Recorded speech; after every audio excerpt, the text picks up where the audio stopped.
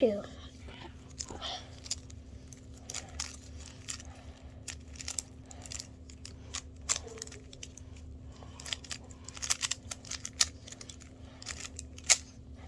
Oh!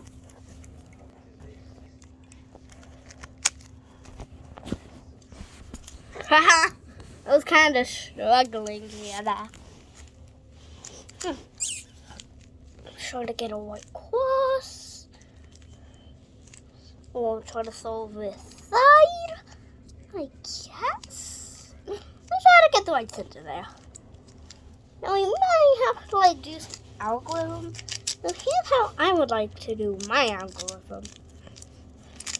So you can see here that I'm gonna do two, and then one like this. It should be a good enough algorithm. I'm going to instead repeat this 3 times. I'm going to do this algorithm repeatedly over and over and over.